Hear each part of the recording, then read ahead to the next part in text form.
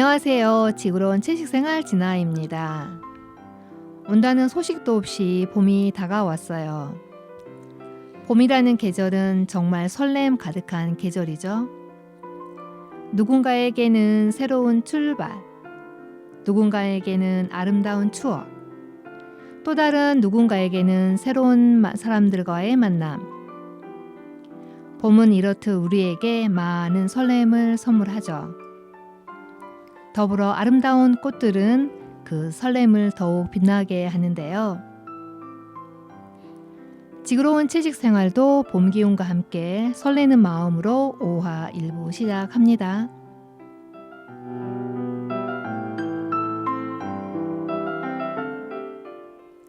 백제예술대학교에서 사진과 교수로 재직하시다 얼마 전 은퇴하신 정주하 교수님을 모셨어요.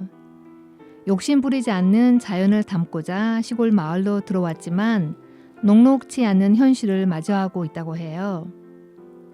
오늘 후쿠시마 원전 참사 12주년을 맞이하여 정주하 교수님과 함께 색다른 이야기를 펼쳐보려고 합니다.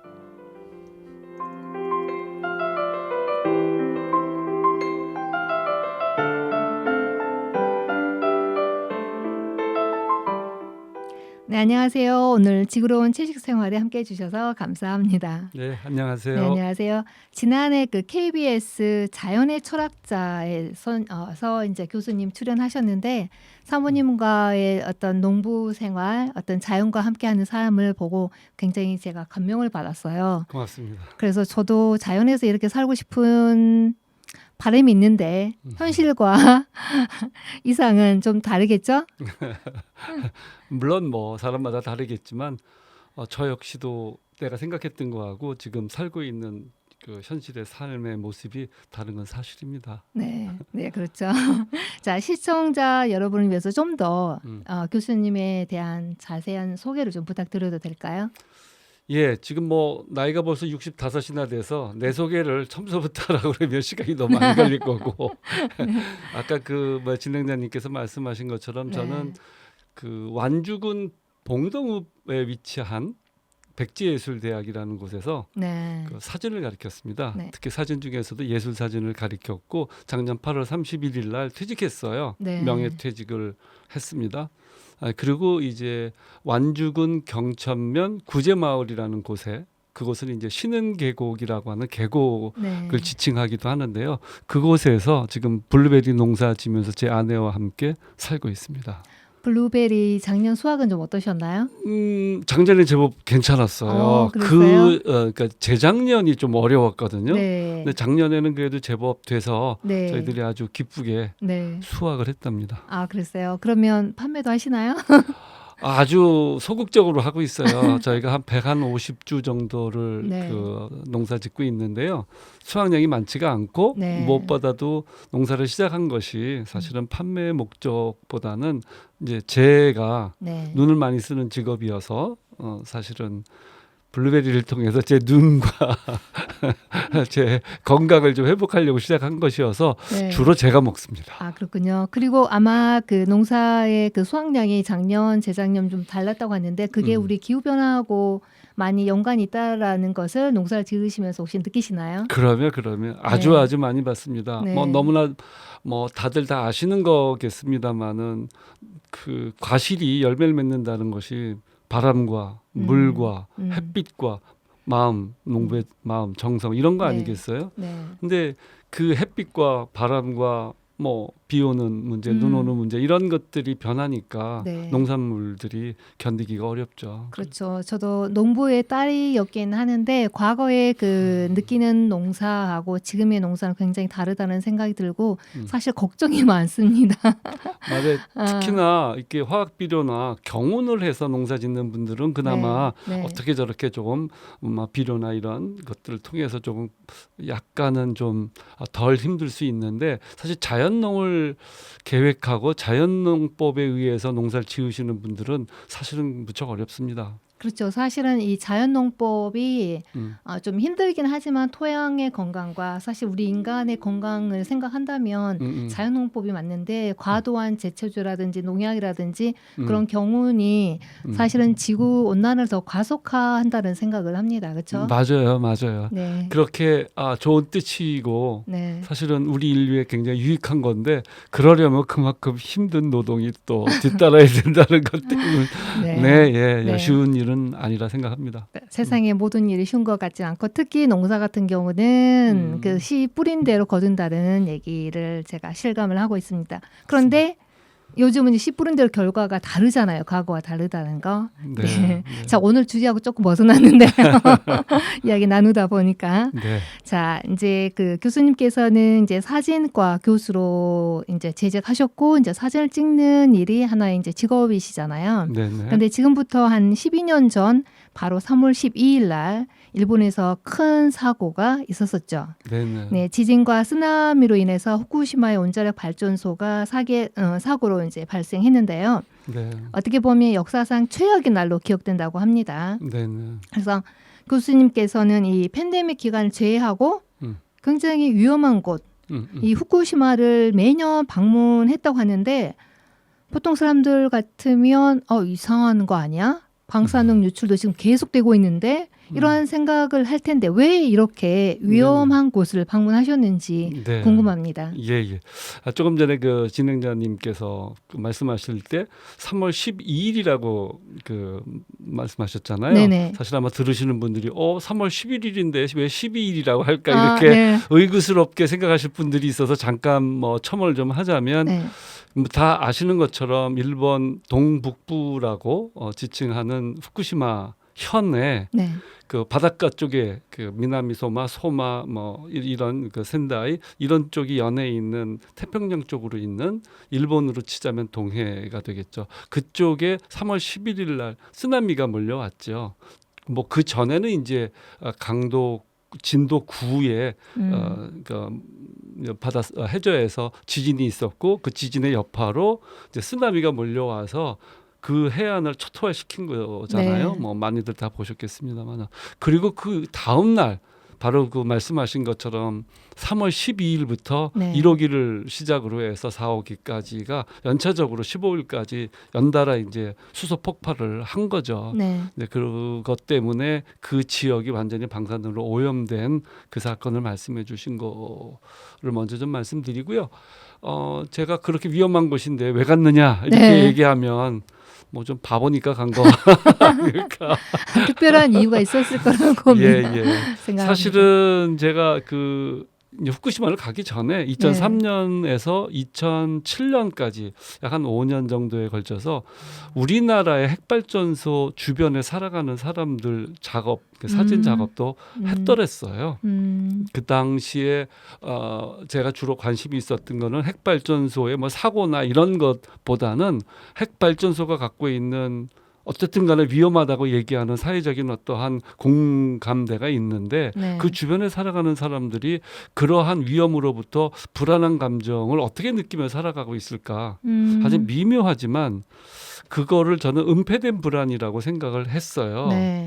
그 은폐된 불안이 그 핵발전소 주변에 살아가는 사람들의 삶에 어떻게 관여하고 그분들은 그걸 어떻게 쌓아안고 살아가시고 있을까라고 하는 걸 좀 깊이 들여다보고 싶었죠. 그래서 그 5년간 작업을 했고 그 작업의 결과를 모아서 불안, 불안, 그러니까 불안하다고 할 때의 불안과 불안 쪽에 있다는 의미로 불안 같은 이제 의미인데 약간 이제 언어를 좀 바꿔서 썼죠. 그래서 불안이라고 하는 제목으로 사진집도 내고 전시도 했더랬습니다. 그래서 그리고 그것을 전시한 건 2008년인데 전시 끝나고는 사실 저는 이제 제 다음 테마 그러니까 작가가 뭐 한 주제를 갖고 평생 죽을 때까지 하는 경우도 있지만 일정한 시간 동안 작업하고 또 다음 작업으로 넘어가는 그런 스타일도 있는데 저는 이제 후자 쪽이거든요. 그래서 그 다음 작업을 한다고 준비를 하다가 2011년에 후쿠시마 사태를 경험하게 된 거죠. 근데 사실 초기엔 저도 뭐 두렵죠. 뭐 방사능이라는 게 보이지도 않고 뭐 색깔이 있는 것도 아니고 그리고 이것을 한번 특히나 내부 피폭이 되게 되면 치명적이잖아요. 어떻게 그렇죠. 손쓸 수가 없는 거고 네. 이런 부분들 때문에 사실 저도 무서워서 네. 후쿠시마에 간다는 거를 뭐 전혀 고려하지 않았었어요. 그래서 누가 이제 뭐 이렇게 친근한 주변 사람들이 야 뭐 당신이 핵발전소 전문가 아니야 사진으로 네. 그러니까 너 가야 되는 거 아니야 이렇게 놀리듯이 얘기할 때도 야 뭔 소리냐 내가 무슨 저널리스트도 아니고 네. 그거 무서운데 어떻게 가냐고 네. 아무튼 그랬더랬습니다. 그 아하. 3월 그 폭발이 일어나고 나서에 그 한 네. 달 정도. 근데 사실은 그 우리나라에서 2012년 그 이듬해인데 2012년 3월에 세계 핵방위 정상회담이 열린다는 소식이 그때쯤에서 알게 됐어요. 매체를 통해서. 네. 근데 이제 약간의 제가 좀 약간 분노가 좀 생긴 거예요. 왜냐하면 지금 일본에서 그러한 그 핵발전소 폭발 사고가 나서 우리도 사실은 굉장히 걱정을 하고 있는 그런 시기였었잖아요. 네. 이제 불안이 엄습하는 그런 시기였죠. 초반에. 그러고 있는데 세계의 정상들이 모여서 이 동아시아 쪽에 특히나 아마 북한을 겨냥하는 얘기가 아닐까 싶기도 한데 네. 지금도 여전히 이제 북에서는 이제 핵미사일을 뭐 쏘니 많이 뭐 이런 얘기 뭐 ICBM인가요? 네. 그 뭐 장거리 로켓의 문제 뭐 이런 얘기가 이제 우리들 한테도 많이 들려오는데 그런 문제를 갖고 핵 방위 문제 네. 그러니까 핵폭발을 전제로 하는 폭탄 문제를 어떻게 할 것이냐 뭐 이런 얘기를 한국에 와서 한다는 거예요. 네. 제가 알고 있기는 그게 두 번째였습니다. 첫 번째가 미국 워싱턴에서 당시에 그 부시 대통령이 제안해서 했다고 하고요. 우리나라는 이제 이명박 대통령 시절이었는데 그 얘기를 듣고서는 좀 생각이 좀 바뀌었어요. 제가 네. 후쿠시마 가는 게 두렵고 불안하고 무섭기는 하지만 그래도 이 핵 문제에 대한 거는 좀 더 네. 많은 분들한테 알려야 되겠다는 생각이 좀 들었죠. 네. 그래서 이제 준비를 좀 했고 하여튼 이제 많은 분들의 도움을 좀 받아서 처음에는 후쿠시마를 어떻게 가야 되는지도 몰랐고 네. 사실은 후쿠시마라고 하는 동네가 어디 있는지도 잘 몰랐죠.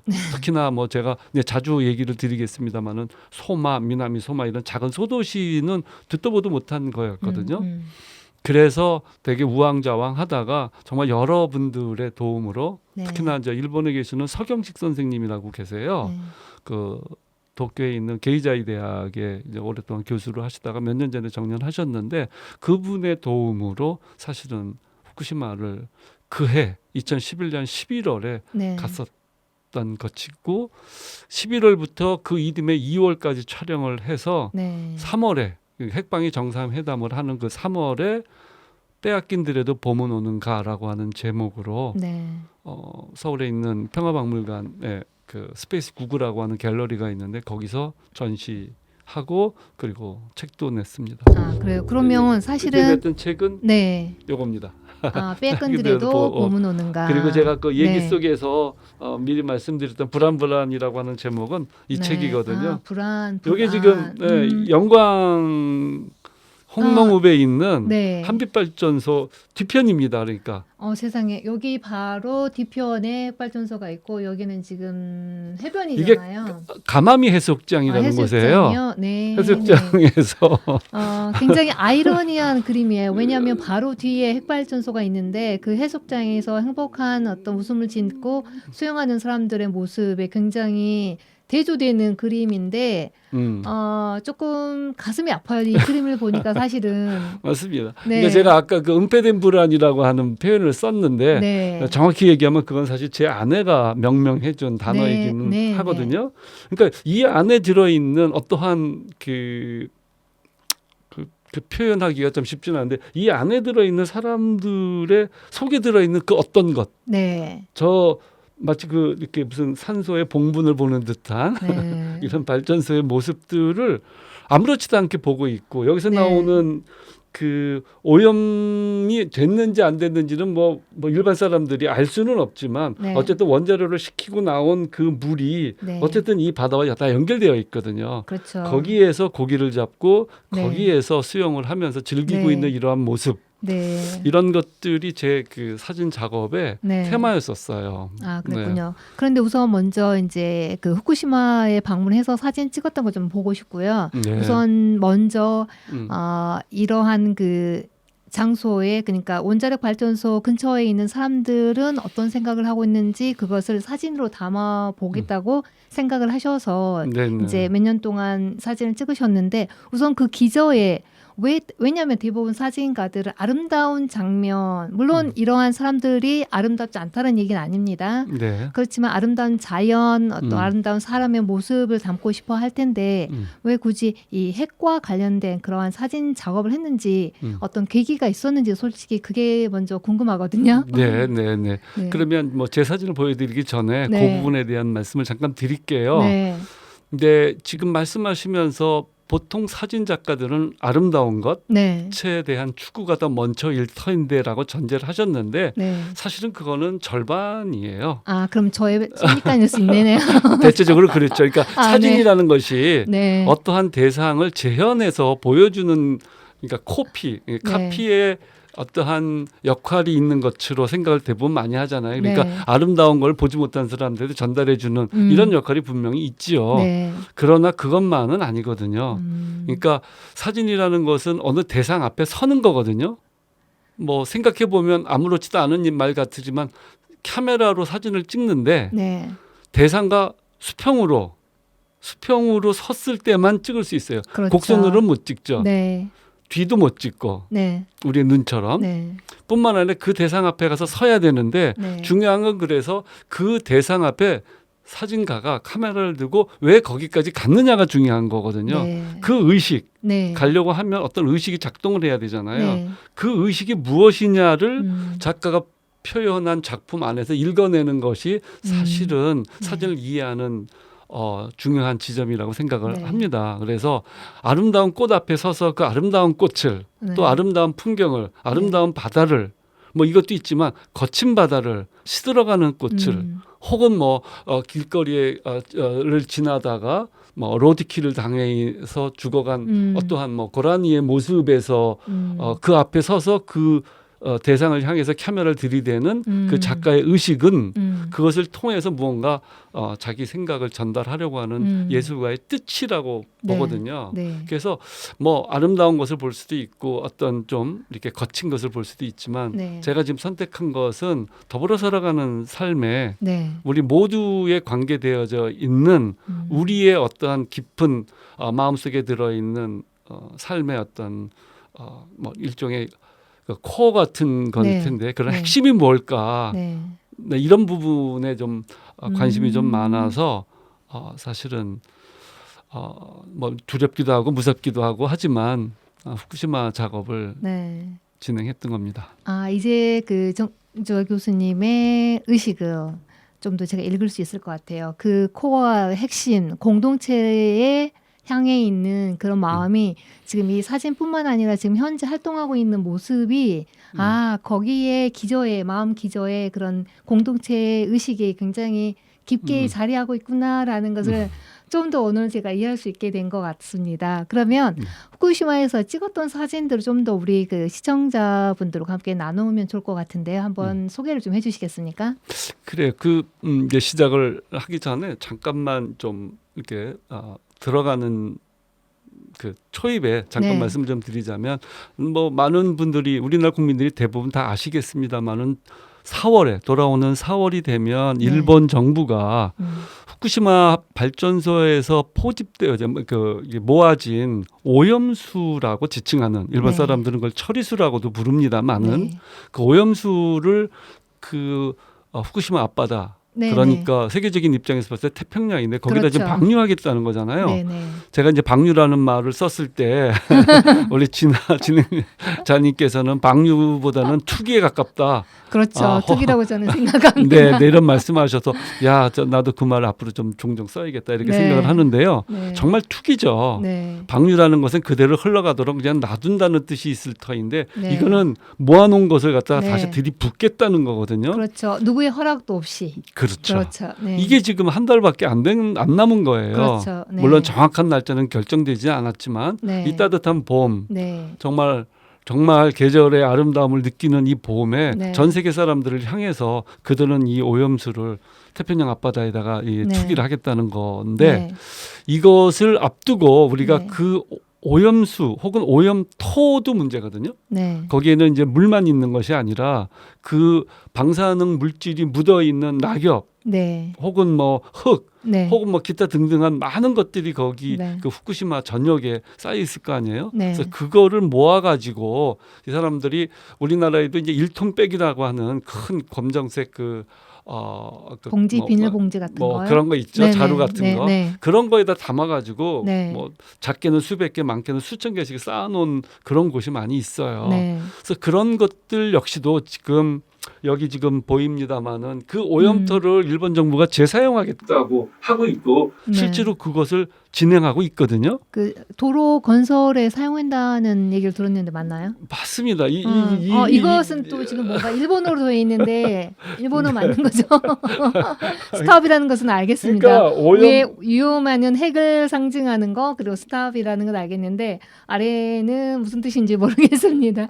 예, 요게 네. 오염토 토. 제2용 네, 오염토 제2용 사용하지 말아달라. 네. 그런데 누가 일본 정부가 이것을 썼지는 않았을 것 같고 누구에 의해서 네. 후쿠시마에 사는 주민들이 네. 이거를 길거리에다가 깃대에 꽂아서 네. 몇십 개 쭉 이렇게 걸어놨던 것을 본 적이 네. 있어요. 네. 이렇게 이슬비가 부슬부슬 오는 날이었는데 네. 제가 거기 이제 차를 렌트해서 차 타고 왔다 갔다 하면서 작업을 하거든요. 네. 그때 이거 한 장이 이제 떨어져 나와 있더라고요. 네. 바람 때문에 그랬는가 봐요. 네. 그래서 이제 저걸 이제 주워 갖고 온 건데. 그러면 여기에 그 방사능 물질이 들어 있는 거 아닐까요? 그건 난 모르겠어요. 뭐 여러분들 뭐 함께 이미 갖고 들어왔기 때문에 조금 묻어도 뭐 어쩔 수 멀리 피해 가야 되는 거 아닌가요? 예, 조금 떨어지는 게 좋긴 하겠죠. 제가 와서 빨지는 않았어요. 근데 이제 그걸 보고 제가 굉장히 네. 충격적이었거든요. 네. 일본 사람들은 뭐 그 대체적으로 정부가 하는 거에 대해서 되게 격렬하게 저항을 잘 안 하는 듯 하더라고요. 맞아요. 그 뭐 왜 그런지는 잘 모르겠는데 집회하는 거, 데모하는 것도 가끔 보면 네. 너무나 예쁘고 조용하게 하더라고요. 조그만 사람들 모여가지고 그랬는데 어쨌든 간에 이 후쿠시마 분들은 네. 집회하는 장면은 못 봤고 네. 이거를 그냥 길거리에 꽂아놨다라는 거죠. 음. 그 얘기는 이미 예. 제가 이것을 그 주워 갖고 온 게 2017년, 8년 요때쯤일 터인데요. 제가 네. 정확한 네. 계산 안 해봤지만 그런데 그때 이미 그러니까 사고가 나고 5, 6년 지난 후부터는 오염도를 모아놨던 거를 네. 처리하기가 어려우니까 네. 그걸 도로라든지 아니면 공공건물이라든가 이런 거 할 때 기초에다가 그 집어넣어서 같이 재사용을 한다는 거죠. 그걸 보고 이제 후쿠시마 주민들이 더 이상 네. 참을 수 없으니까 이런 네. 소극적인 아마 저항을 하고 있는 것 같습니다. 네. 그래서 이제 나중에 좀 그 후쿠시마 그 모습들 그다음에 네. 오염토 모습들 이런 거를 이제 사진으로 같이 네. 보면서 네. 제가 설명을 좀 드리겠습니다만은 어떤 기본 전제가 네. 오늘 이 스튜디오에 나와서 진아 선생님하고 같이 이러한 얘기를 하고 싶었던 제 마음 속에 네. 제일 중요한 게 뭐냐면 이 곧 닥칠 이 오염수 네. 일본 정부가 투기하려고 하는 이 오염수에 대해서 많은 분들이 좀 관심을 갖고 네. 거기에 목소리를 좀 내주셨으면 하는 그런 마음 때문이라는 거 먼저 밝히겠습니다. 네, 알겠습니다. 네. 자, 저기 있는 사진은 어떤 사진인지 좀 저거는 네. 2011년 11월에 처음으로 제가 이제 후쿠시마를 방문했는데요. 네. 그때에 어느 그 민가를 갔더니 이제 겨울이니까 네. 저렇게 나무 그 감나무거든요. 감나무, 네네. 그 감나무에 감이 얼어가지고 네. 거기 이렇게 매달려 있는 거고 네. 저 집에 있는 주인들은 이렇게 다 피난을 가갖고 아무도 안 사는 거예요. 트럭은 있는데 트럭도 놓고 가는 그냥 봐요? 놓고 가는 거죠. 예, 네. 예. 근데 제가 살고 있는 완주군 경천면이 네. 그 대둔산 밑으로 해서 감나무가 되게 많고 네. 그곳에서 나오는 흑곡감이 굉장히 유명하잖아요. 네, 그렇죠. 네. 그거 많이 애용해 주세요. 정말 맛있습니다. 엄청. 네. 그게 완주의 흑곡감. 다시 내가 한번 어떤 정확하게 그 설명을 좀 해주시겠어요? 혹시 시청자분들께서 그 감에 대해서 잘 모르니까. 네. 뭐 꽃감이라는 걸 우리나라 사람 모르는 사람 다 없을 텐데 보통 우리나라의 꽃감이 유명한 것이 상주? 두 군데가 그렇죠. 경상도 쪽에 상주가 있고 이쪽 반대편 전라도 쪽에는 저는 이 완주군에 있는 저 대둔산 밑으로 대둔산 밑에 자로 운주 경천 이쪽을 통과하는 그 지역에서 나오는 거기는 주로 흑꽃감이라고 부르더라고요. 흑이요? 거물 흑자인 것 같아요. 여기서 나오는 꽃감이 아주 맛있는데 제가 사실은 서울에 이제 강의를 갔다가 여러 사람을 놓고 블라인드 테스트를 해봤어요. 상주 꽃감을 사오고 흑꽃감을 가져다가 눈을 가리고 이걸 막 섞어 놓은 다음에 먹어보고 어느 게 더 맛있느냐고 했을 때 7대 3으로 우리 흑꽃감이 상주 꽃감을 이겼답니다. 네, 아이고 박수. 죄송합니다. 엉뚱한 얘기 했는데요. 그래서 제 감에 대해서는 좀 남다르게 관심을 가졌었는데 저 감을 그대로 얼린 채 방치할 수밖에 없었던 이유는 바로 3월 달에 있었던 그 핵폭발 때문에 저 감은 먹을 수가 없는 거죠. 그렇죠. 그건 지금도 먹을 수 없습니다. 그렇죠. 저건 다 오염이 됐다는 거예요. 그러니까 평화롭게 보이는 사진 속에서야 평화롭게 보이는 저 모습이지만 저걸 이제 확대해서 보면 감이 약간 이렇게 얼어가지고 하얗게 서리가 낀 것 같은 모습이 보이는데요. 저런 모습들을 종종 볼 수 있었어요 당시에. 근데 이 사진도 일반인이 봤을 때는 그냥 어느 한적한 시골의 감나무라고만 생각할 수 있잖아요. 이렇게 평화로운 모습이라고 보겠죠. 그렇게 보이겠지만 저 평원 속에 그 엄청난 불안이 숨겨져 있는 거죠. 그렇죠. 다음 장면 좀 보여주시겠어요? 여기는 어디 실내 놀이터인가요? 네, 이거는 2016년, 17년 지난 그 즈음이에요. 후쿠시마 핵 발전소를 가려면 후쿠시마 현에 후쿠시마 시가 있습니다. 후쿠시마 시에서 직선 거리는 한 70여 킬로 정도 떨어졌는데 버스를 타고서 한 2시간, 2시간 반 정도 가야 돼요. 그 해안까지 가려면 후쿠시마 시 그 기차역에서 가려면 류오지엔이라고 하는 큰 산맥을 하나 넘어요. 그건 마치 우리나라로 비유하자면 춘천에서 강릉 가는 느낌이에요. 춘천에서 강릉을 가려면 지금이야 굴을 뚫어갖고 되게 이제 기차도 빨리 가지만 자동차도 그렇고 이 태백산맥을 넘어갔잖아요. 구불구불구불 대관령 넘듯이 뭐 이렇게 갔었는 거가 지금 저 후쿠시마의 상황이에요. 그래서 후쿠시마를 류젠을 넘어서 이렇게 내려가면 바로 만나는 그 마을이 소마, 미나미 소마 이렇게 돼 있습니다. 소마라는 우리나라 한물 우리나라 발음으로 하면 상마예요. 서로 상자의 말맞자. 그리고 미나미 소마라는 거는 이제 남역 남자를 써서 남쪽의 소마 이제 이렇게 부르는 도시를 만나거든요. 이제 그 미나미 소마에 이제 2011년 갔다 오고 나서 매년 저는 쉬지 않고 한 해도 빠짐없이 이 후쿠시마를 방문하고 해서 작업을 계속 지속해 왔었는데요. 어느 날 갔더니 저렇게 시내 안에 텐트형 놀이터를 만든 거예요. 그러니까 이 지역에 한 4만 명 정도의 주민이 살고 있는데요. 미나미 소마 지역에 아이들이 한 1000여 명 있다 그래. 유아들만 봐도 소년들이랑 많이 있을 거잖아요. 근데 얘네들이 밖에서 그냥 놀면 그 발전소에서 퍼져 나오는 이 방사능 물질들을 그대로 맞게 되잖아요. 그렇죠. 부모들이 주의는 시키겠지만 그래도 위험하다 느끼잖아요. 특히나 이제 어린아이들한테는 치명적인 건데. 그러니까 그 지역에서도 이제 고육지책으로 저렇게 실내 놀이터를 만들어서 비가 오나 눈이 오나 애들이 여기서 놀 수 있게 인공 잔디를 깔아가지고 저렇게 만들어 준 거죠. 저기서 놀고 있는 애들의 모습입니다. 그런데 사실 방사능이 우리 눈에 보이지도 않고 냄새도 나지 않는데 이렇게 텐트 속에서 있는다고 해서 막아줄 수 있는 건 아니잖아요. 그렇죠. 좀 낫다 뭐 이런 거지 뭐 완전히 차폐시킨다라고는 말할 수 없을 거라고 봅니다. 적어도 이제 같은 텐트 안에 하우스 같은 곳이죠. 거기에서 이제 놀이터, 실내 놀이터라고 볼 수 있겠네요. 네네 맞습니다.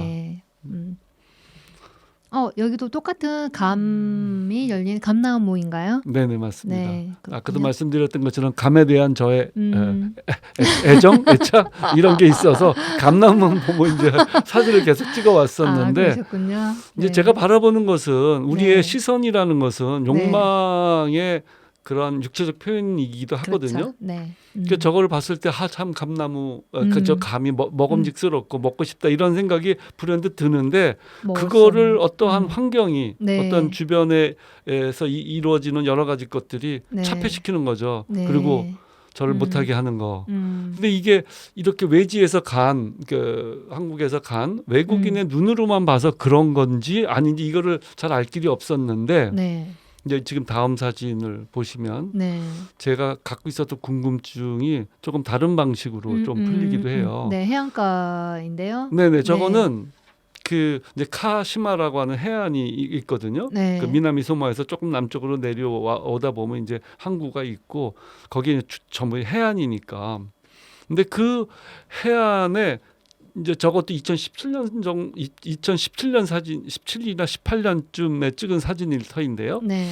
저 사진을 보면 저게 이제 쓰나미가 밀고 와서 초토화됐던 거를 다시 이제 저렇게 조그맣게 도크처럼 이제 복구해서 배들이 이제 상선들이 들어오는 거예요. 네. 이 고기잡이 배들이. 근데 문제는 지금 저기에서 아무렇지도 않게 저 낚시질을 하고 있는 저 가족을 한번 생각해 보세요. 네. 분명히 저 사람들은 아주 먼 곳에서 온 사람들이 아닌 이 주변에 살아가는 가족일 거예요. 분명히 그러면 그때 정말 어마어마했던 쓰나미가 몰려와서 많은 사람들의 목숨을 앗아갔던 그 장소인데 거기에 대해서 어떻게 그 부분을 느낄까요? 혹시 인터뷰는 해보셨나요?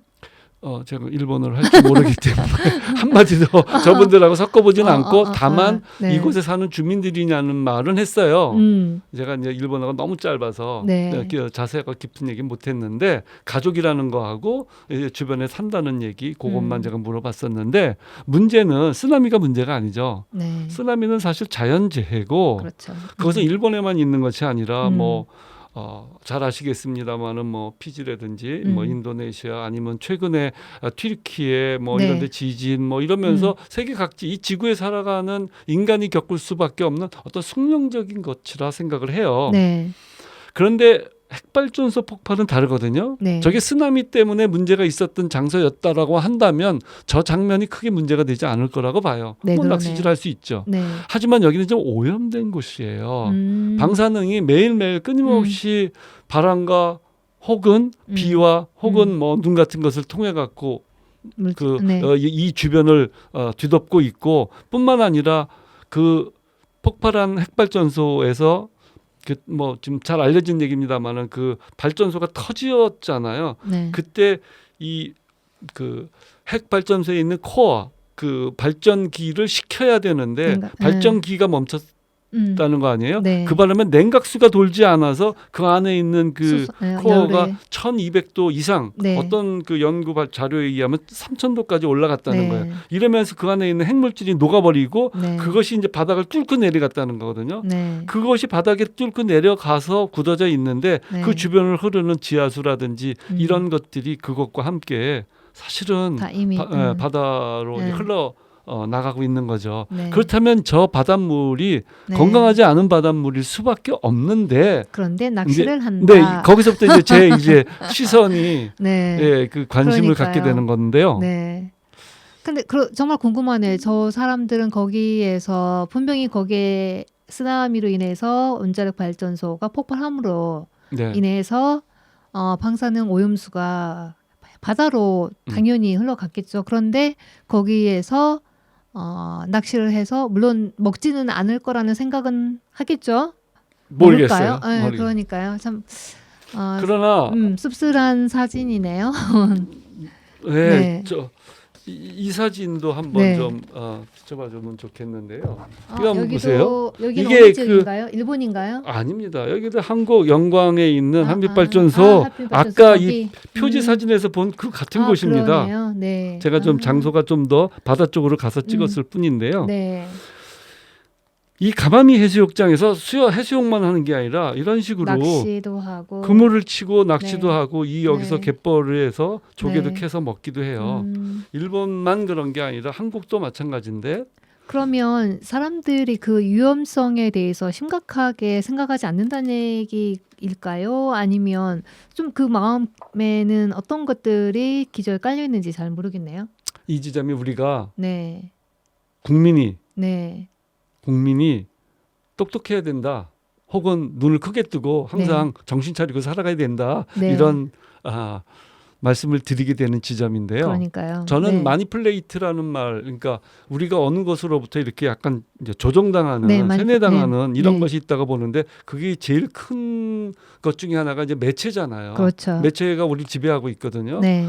일본 마찬가지인 것 같아요. 일본의 정부가 매체를 쥐고 있기 때문에 이것이 이제 더 이상 위험하지 않다라고 하는 것을 끊임없이 이제 방송을 하는 거죠. 얼마 전에 그 부총리인가요? 네. 오염수를 마시면서 괜찮다라고 했던 거 아마 마시지는 않았고. 알았어요? 그러니까 본인이 위험하다는 거 본인만 알고 있었나? 그런 것들을 언론에서 그게 무슨 얘기냐면 기시다 부총리가 한 말은 지금 오염수 방류가 지금 얘기 나오니까 오염수 투기 나오니까 드리는 말씀인데 그 자기네가 지금 저걸 다 처리했다는 거잖아요. 그 처리를 뭘로 하는 거냐면 이제 알프스라는 게 있대요. 그 기계가 이제 그게 아마 영어로 이렇게 풀면 뭐 얼터너티브 뭐 어쩌고 저쩌고 나오는데 그 원어는 잘 모르겠는데 어쨌든 프랑스 기술이라고 제가 들었거든요. 이 기계는 뭐냐면 정화하는 필터가 여러 층이 있어서 오염수 안에 들어있는 64가지 정도, 어떤 그 자료는 62가지라고 얘기하고 어떤 자료는 64가지라고 하는데 어쨌든 방사능 물질을 얘가 이제 걸러주는 거예요. 다만 한 가지만 빼고 하면서 삼중수소라는 얘기를 하는데 그건 뭐 나중에 더 얘기하기로 하고요. 어쨌든 그 오염수를 그 필터링을 정수를 해가지고 처리를 한 이 처리수를 기시다 총리가 물컵에다 담아갖고 이렇게 이제는 완벽하다, 깨끗하다. 심지어는 먹을 수도 있다.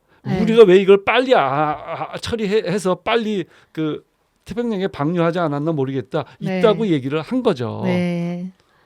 그런데 그러한 데이터는 사실은 누가 만든 건가요? 전 세계적으로 공인한 거인가요? 아니죠. 그렇죠, 당연히. 최근에 지금 나온 자료들은 62가지, 64가지 뭐 이렇게 다 몽땅 처리하겠다고 하더니 이제 30가지 정도로 줄였을 뿐만 아니라 그렇게 처리한다고 해도 말씀드렸던 삼중수소라는 거, 그 삼중수소가 일반 수소보다 좀 무겁답니다. 그러니까 우리는 보통 수소 2개, 산소 하나가 뭉쳐져서 뭐 물이라고 표현을 하잖아요. 그런데 아마 삼중수소는 좀 더 무거우면서 그게 수소 폭탄의 어떤 재료로 쓰이기도 하는 모양이에요.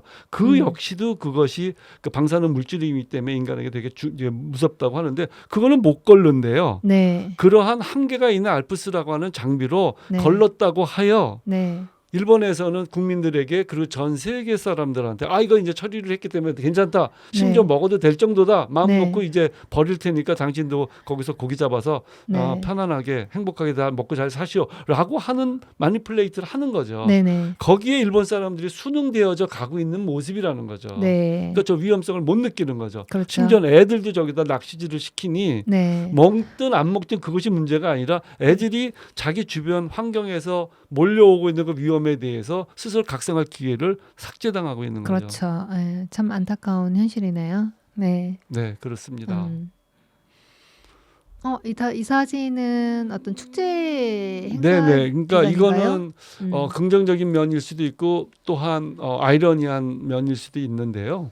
그 동북부라고 하는 도호쿠라고 일본 말로 이제 표현을 하는데 이 후쿠시마 지역에서는 옛날부터 뭐 한 600~700년 전부터 이쪽에 야생마를 길들여서 군마로 납품하면서 먹고 살았다고 해요.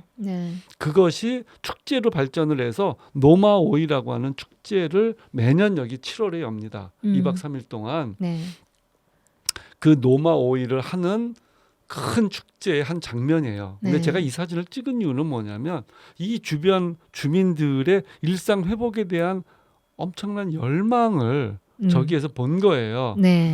2011년에 핵 발전소가 폭발이 돼서 작지 않은 사람들이 다 외지로 탈출을 하잖아요. 그렇죠. 그리고 거기 있는 그 주변 20km 내에 사는 사람들은 전부 그 대피를 시켜서 그 밖에 있는 데다가 가설주택을 만들어서 다 피난을 시켰단 말이에요. 그 해 7월에도 축소를 하긴 했지만 저 노마오이 축제를 한 거예요. 정말 대단해요. 그러니까요. 사람들이 그 사고가 그야말로 참사였던 사고가 난 지 얼마 안 돼서도 아직까지도 그러한 위험성, 경각심, 네. 그런 걸 넘어서서 네. 자기네가 해왔던 그런 일상의 삶을 포기하지 않고 계속 간다는 거죠. 근데 그것이 한편으로는 정말 대단하다고 느껴지면서 네. 다른 한편으로는 정말 그래야 되는가. 이분들에 대해서 저 방사능으로부터 오게 되는 어떤 피해나 이런 것들을 줄이도록 노력을 해야 되는데 네. 그런 게 없이 오히려 전 주민들을 거의 동원하다시피 해서 저 노머의 축제가 매년 열리고 있는 거죠. 그런데 그 과거에 그 미국이 원자력 폭탄을 투하했었잖아요. 네네. 거기에서도 역사적인 교훈이 없었단 얘기네요. 아직까지 사람들은 네네. 같은 이제 성격은 다르지만 핵에 대해서 어떤 그러한 역사를 통해서도 전혀 교육이 없었다는 것에서 좀 많이 안타깝고요. 네네. 네. 좋은 지적이십니다. 네네. 자, 그러면 우선 앞으로 계속 좀 더 사진에 대한 이야기를 더 나눌 텐데요. 잠시 그 2AM의 자연을 부탁해라는 노래를 듣고 다시 이야기 나누도록 하겠습니다.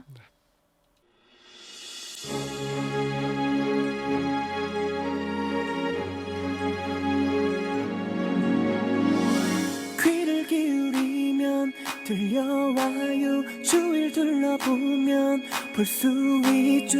지구가 아파서 소리 없이 울고 있죠. 작은 마음들이 모여서 지구가 숨쉬고 살아나죠. 이제는 우리가 이곳에서 행복해야 해. 함께 지켜가요. 아름다운 세상, 건강한 자연 우리 같이 만들어요. 함께 지켜가요. 어렵지 않아요.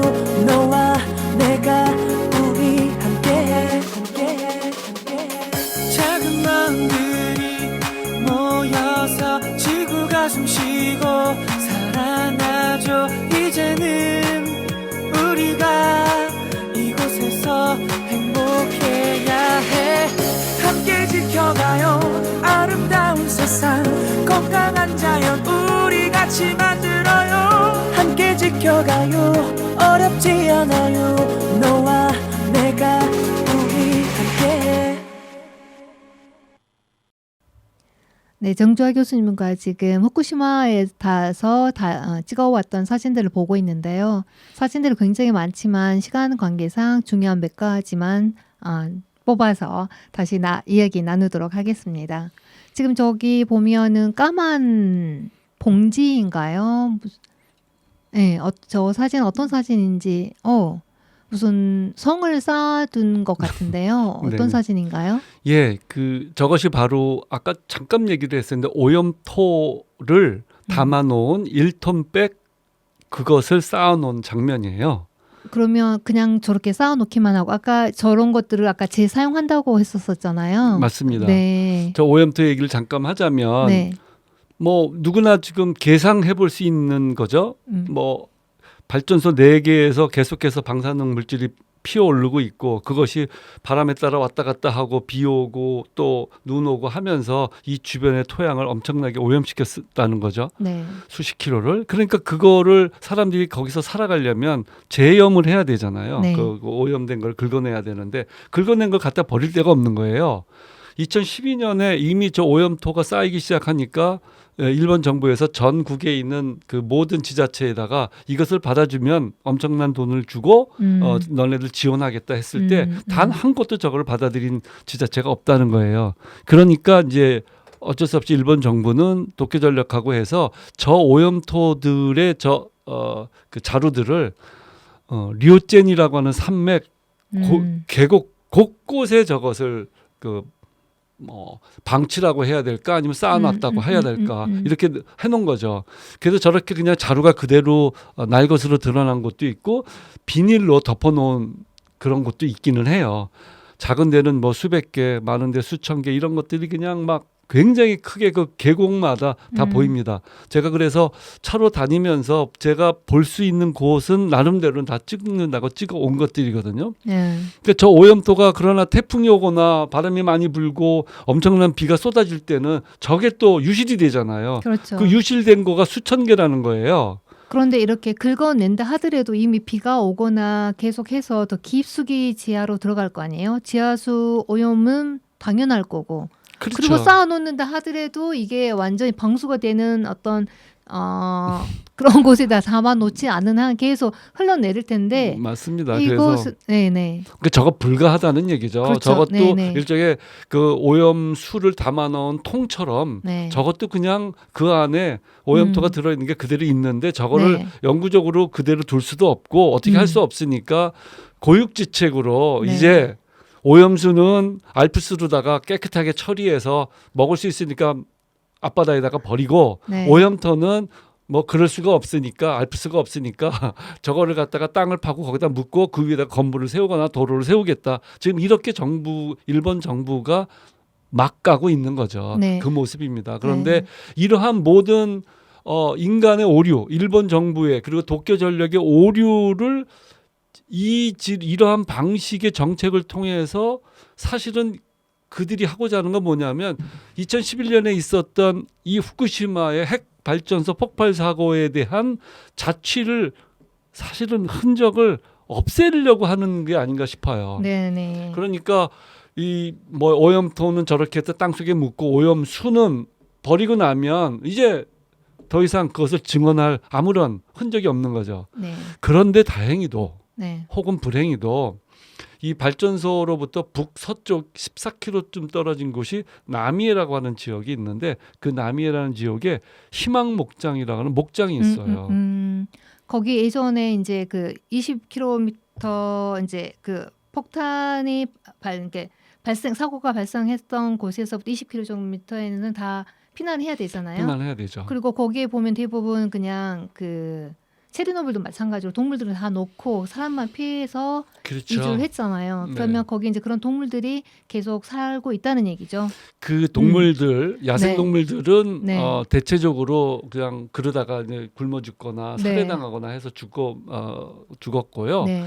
저 안에서 살아 있었던 가축들, 네. 그러니까 돼지나 뭐 닭, 소 이런 것들은 살처분을 내렸죠. 네. 뭐 우리나라도 그렇지 않습니까? AI가 뭐 돈다 그러면 뭐 네. 닭, 뭐 돼지 마구 살처분 하잖아요. 네.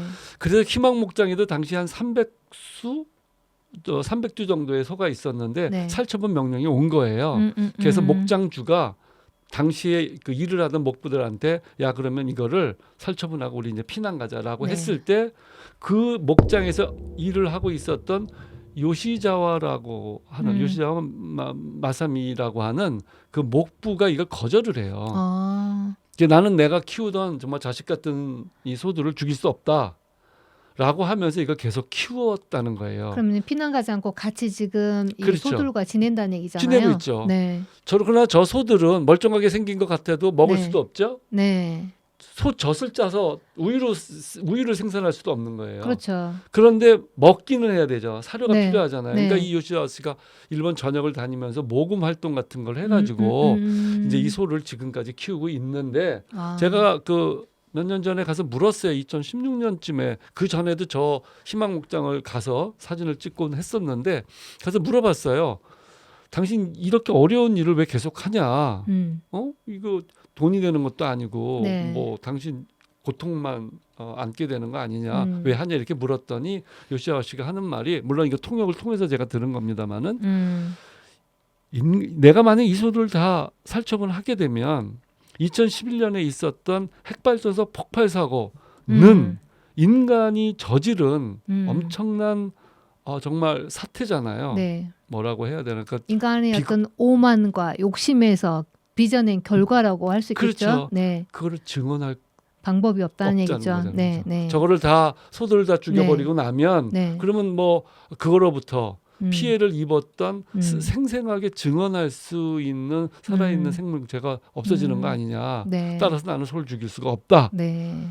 핵발전소 다 포기하고 더 이상 핵 의존된 에너지를 생산하지 네. 말아라 이런 관심을 갖고 있다는 거예요. 대단히 용기 있는 분이시네요. 쉽지 그럼요, 않은데 그럼요. 본인의 예. 어떤 삶을 다 포기하고 자기의 어떤 그렇죠. 목숨까지 내놓고 그래서 저 사진에서 네. 보여주는 저 트럭에다가 저런 상징물을 네. 만들어 가지고 저걸 타고 전국 방방곡곡을 다니면서 네. 모금을 통해서 네. 그 사료를 좀 감당하고 있는 건데 네. 그래도 소들이 네. 엄청난 고통을 받고 있죠. 왜냐하면 그렇죠. 제대로 된 영양가 있는 그런 사료를 공급받지 못하니까 네. 고생을 많이 하고 있죠. 그런데 이제 조금 전에 이제 오염토 말씀하셨고 이제 오염수를 이제 방류를 하는데 그 목적이 어떻게 보면은 우리 인간의 오만과 말씀드렸던 어떤 그 탐욕을 숨기기 위한 하나의 방편으로서 지금 오염수를 방출 또는 투기를 지금 하는데 또 그 이면에는 이게 오랫동안 다 보관할 수가 없잖아요. 보관할 수 없기 때문에 방류하는 거잖아요. 네. 그러면서 이제 계속 우리는 이 계속 원전을 유지하면 할수록 이러한 일들은 계속 반복될 거 아니에요. 그렇죠. 네, 계속 반복되고 또 이러한 그런 과정들을 또 거치는 건데 그러면 이제 이러한 상황에 대해서 우리나라 정부는 이 오염수 투기에 대해서 어떤 대책을 하고 있나요? 뭐 깊은 것까지 알 수는 없죠. 알 수는 없는데 우리가 매체를 통해서 듣거나 하면 네. 형식적인 항의나 형식적인 어떠한 외교 절차를 통해서 뭔가 일본에다가 요청하거나 요구하는 건 있었던 것 같아요. 네. 하지만 강력하게 네. 그거를 반대하거나 강력하게 저지할 수 있는 그러한 그 정부의 활동은 제가 경험한 적이 없어요. 네. 뭐 하지 마 이거 하면 우리도 다 같이 문제가 있어. 앞으로 일본 수산물 우리 안 받을 거야. 뭐 이런 정도의 외침 갖고 과연 일본이 저 일을 네. 그만둘 수 있을까? 이거보다 훨씬 강력한 거를 필요로 한다고 보거든요.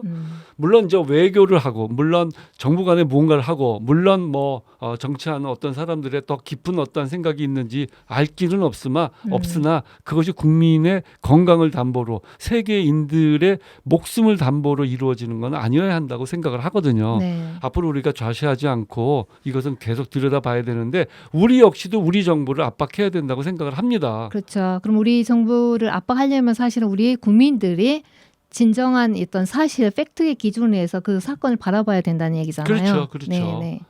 그러니까 지금 뭐 유럽에서도 이 핵발전에 대한 긍정적인 신호가 좀 있다 뭐 이런 식으로 지금 발표가 좀 있잖아요. 그래서 네네. 그린 텍소노미니 뭐니 이렇게 네. 얘기를 하면서 네. 유럽의 몇몇 나라가 핵발전소를 네. 그린 에너지로 이렇게 슬그머니 이렇게 그러니까 뭐 천연 이제 그 도입을 환경에 했달까? 네네 환경에 문제가 안 된다, 기후 변화에 대응하는 데 있어 문제가 안 된다라는 방법으로. 그런데 거기에는 여러 가지 조건들이 있잖아요. 맞습니다. 네네. 그러니까 그게 일종의 이제 그 분류인데 분류하는 거잖아요. 그린 네. 에너지가 뭐고 네.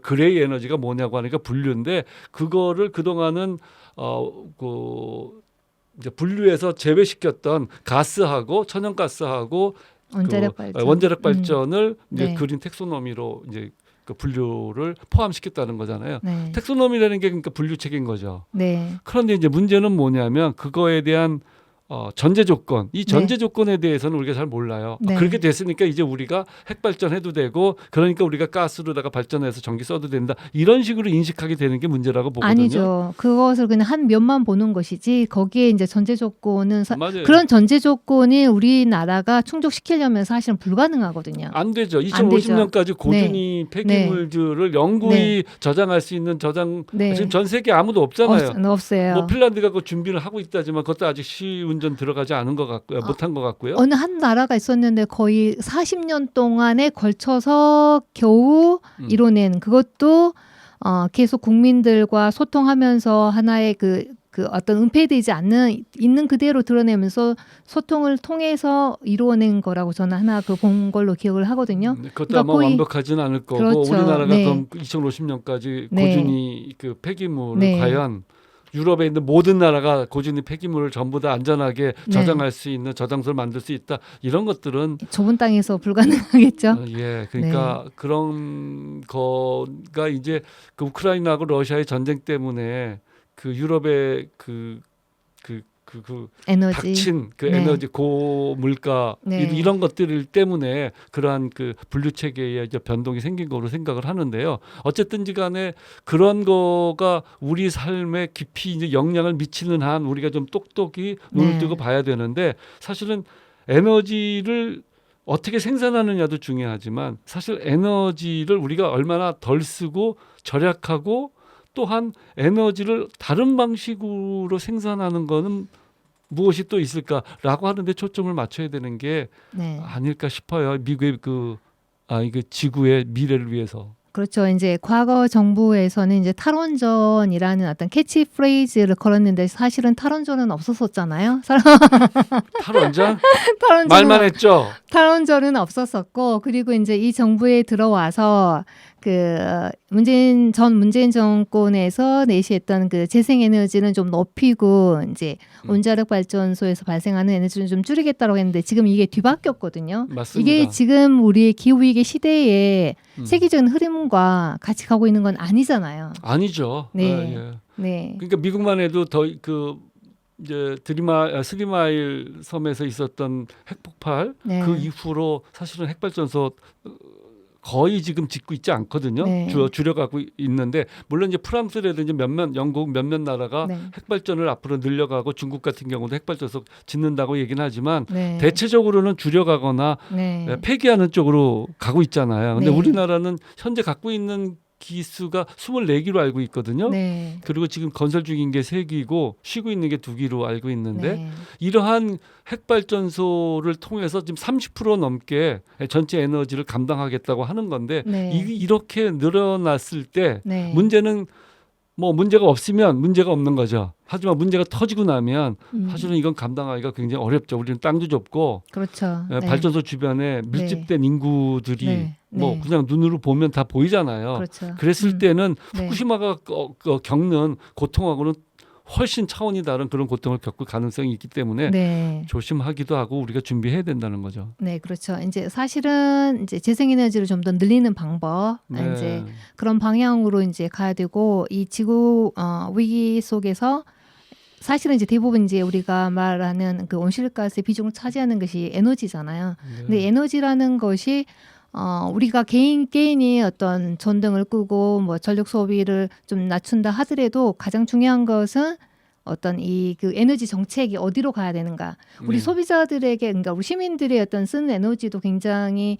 전략을 해야 되겠지만 또 공장에서나 산업에서도 쓰는 에너지들이 꽤 많거든요. 어떻게 보면 그 부분이 더 많다고 볼 수가 있겠죠. 그러면 에너지 정책 어떻게 가야 되냐. 얼마 전에 그 삼성이 이제 요즘은 이제 아리백 아니면은 사실은 이 세계 경쟁력에서 떨어지잖아요. 네, 근데 삼성이 아리백을 하고 싶어도 할 수 없던 이유는 한국 내에서 모든 그 재생에너지로 충당이 못되기 때문에 안 되기 때문에 지금 맞습니다. 이 공장을 해외로 옮겨가는 거잖아요. 네네. 그러니까 앞으로의 미래 세대는 에너지와 관련된 에너지에 의해서 에너지를 어떻게 이용하느냐에 따라서 사실은 그 나라의 존폐가 갈리지 않을까라는 생각을 하게 돼요. 네, 그래서 네. 좀 더 이제 재생에너지 비율은 높이고 이제 원자력 발전소에서는 이제 여러 가지 위험이라든지 그런 부분이 있기 때문에 조금 탈핵 쪽으로 좀 가야 된다라는 생각을 갖고 있고요.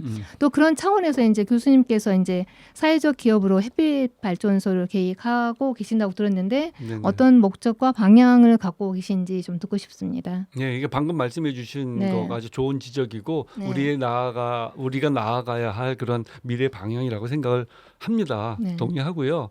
그런 의미 때문에 지금 산업용 전기가 산업용 에너지가 전체 에너지 우리나라 사람들이 쓰고 있는 전체 에너지 한 40%가 넘는다고 해요. 네. 그런데 산업용 에너지가 되게 싸거든요. 네. 그래서 이 부분에 대한 거 그러니까 사용을 산업에서 쓰는 거가 문제가 아니라 쓰면서 그 대가를 현실에 맞게 우선 치루어야 하고 거기도 이제 가능하면 재생에너지 쪽으로 신재생에너지 쪽으로 방향을 좀 선회하는 그러한 정책이 있어야 될 것 같고요. 그렇다면 국민은 무엇을 해야 되느냐? 사실은 우리들이 종이컵 안 쓰고 약간 전등 하나 끈다고 해서 모든 것이 금방 바뀔 것 같지는 않죠. 그렇죠. 네. 그렇지만 우리들의 그러한 작은 실천이 어떤 힘을 가질 수 있냐면 우리들의 이러한 실천이 모아져서 정부를 압박할 수 있는 힘이 되는 거죠. 내가 절약하고 네. 있는데 너네 더 큰 논에 그리고 정부 자체가 이것을 소중하게 받아서 정책에 반영도 하고 산업에서 이루어지고 있는 여러 가지 많은 그러한 과에너지 사용하는 문제라든지 그다음에 그 에너지의 어떤 그 소외된 사람들에 대한 시선을 좀 바꾸게 한다든지 이러한 데 그 좀 작용을 할 수 있지 않을까 이런 좀 희망이 있는 거죠. 그래서 개개 시민들 역시도 에너지의 중요함, 에너지를 아껴 써야 하는 것을 당연히 이제 수용해야 될 것이고 나아가서 그런 에너지 전환은 어떻게 할 건가 이 부분에 관심도 중요하다고 생각합니다. 많은 분들이 이미 하고 계세요. 그래서 전주에서도 햇빛 발전소가 있고 햇빛 발전에 이제 펀드를 투자를 해서 네. 뭐 작지만 소득도 얻고 그러면서 그 기후나 그런 그 환경에 그 좀 긍정적인 도움을 주는 이런 일을 하시는 분들이 많이 계신 걸로 알고 있는데요. 우리 완주군에 살고 있는 우리 국민들 역시도 똑같은 마음으로 함께 해야 된다고 보거든요. 그래서 그 저희가 주변에 있는 분들과 함께 사회적 협동조합을 만들어요. 이름은 네. 공유마을이라고 하는 건데 공유마을 네. 사회적 협동조합을 지금 추진 중에 있고 거의 네. 끄트머리에 있어요. 그리고 여기에서 하는 두 가지 큰 사업이 있는데 하나가 그중에 하나가 햇빛 발전소예요. 그러니까 뭐 지금 뭐 무지하게 많이 보이고 있는 또 앞으로도 더 많이 봐야 되는 그런 태양광 패널을 통해서 에너지 생산하는 그 일을 공공부지에다 하려고 지금 노력을 합니다. 그것을 통해서 저희들이 에너지를 생산하고 그거를 통해서 이윤을 창출한 후 그 이윤을 가지고 에너지로부터 소외된 분들께 어떻게 하면 그 이익분을 나눠줄 수 있을까 해서 네. 햇빛 코인을 만들어서 그걸 통해서 그분들과 함께 수평적 공유, 네네. 연대 이런 걸 좀 해보려고 노력하고 있습니다. 아, 그래요. 굉장히 그 뜻깊은 일을 지금 하고 계시는 것 같은데 이 기후위기 시대에 사실은 가장 그 피해를 보는 사람들이 취약계층이거든요. 맞습니다. 네. 그런데 거기에 이제 그 햇빛 코인을 이용해서 그분들에게 에너지를 공유한다는 거 굉장히 좋은 아이디어 같습니다. 네. 사실 참고로 저도 이제 햇빛 발전소에 조금 투자를 했는데 네. 얼마 전에 네. 통장에 돈이 들어왔더라고요. 이게 무슨 돈이지? 네. 하는데 거기 이제 발신자가 이제 햇빛 발전소여서 음. 은행에 들어 이제 은행 넣어서 예, 은행에 들어 돈 넣었을 때보다도 조금 더 이율이 높더라고요. 그래서 그렇군요. 네. 예. 아, 그래서 그 작은 돈이 또 이렇게 유용하게 사용이 되고 또 내가 거기에 대응하는 어떤 소득을 좀 받을 수 있구나라는 생각이 들어서 굉장히 뿌듯했었고요. 그럼 마지막으로 우리 시민들은 지금 이 기후위기 시기에 에너지를 바라보는 시각은 어떠한 방향으로 가야 되는지 한번 말씀 부탁드릴게요. 네, 오늘 그 이야기를 나누면서 뭐 거의 다 이야기 한 것 같아요. 절약하는 수밖에 없죠. 에너지 절약하는 거. 네. 그거고 그 다음에 연대하는 것 같아요. 네. 에너지를 중심에 놓고 우리가 신재생에너지라고 표현도 하고 재생에너지라고 표현도 하는데요. 어쨌든 에너지를 전환해서 네. 우리가 가능하면 탄소 배출을 줄이는 에너지 생산에 조금씩 연대를 해서 작든 크든 함께하는 그러한 공동체가 좀 커지면 우리가 할 수 있는 일은 그 자체를 갖고 뭘 변화시킬 수 있다기보다 그러한 활동들이 모여지면 정부도 거대한 기업도 네. 아니할 수 없다고 봐요. 기업이 아리백이라는 말을 자기네 입으로 하게 된 게 그냥 했겠어요? 그렇죠. 우리가 만약에 아리백을 성취하지 못하면 우리가 이제 너네 기업의 물건을 사지 않을 거야 라고 국민들이 만약 연대해서 목소리를 높인다면 네. 그들은 따를 수밖에 없을 거라고 생각을 합니다. 네네. 이것이 우리들이 앞으로 해나가야 될 길이 아닐까 그렇게 생각합니다. 네, 맞습니다. 사실은 우리 국민들이 깨어 있어야만이 정부와 기업을 움직일 수 있다는 거. 모든 것은 우리 손에 달렸다라는 거. 어느 맞습니다. 누군가가 이 문제를 해결해 주는 게 아니라 우리 스스로 만들어낼 수 있다라는 그런 자신감을 가져야 될 것 같습니다. 네.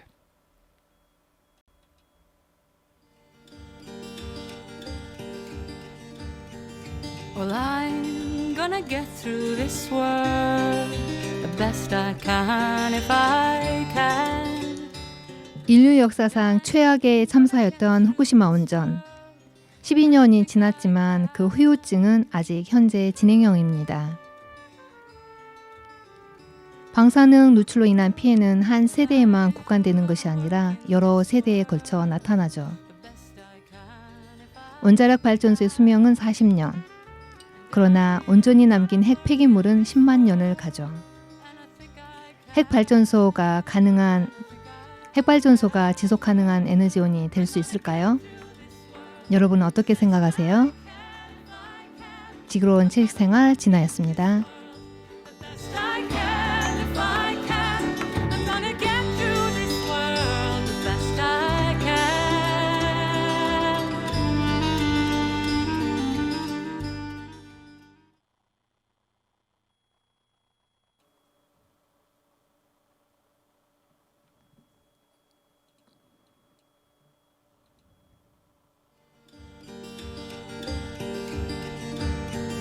Well, I'm gonna get through this world the best I 인류 역사상 최악의 참사였던 후쿠시마 원전.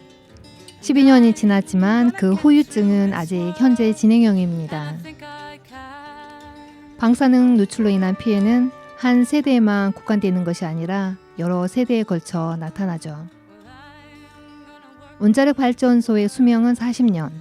그러나 온전히 남긴 핵 폐기물은 10만 년을 가죠. 핵발전소가 지속 가능한 에너지원이 될 수 있을까요? 여러분은 어떻게 생각하세요? 지구로운 채식생활 진아였습니다.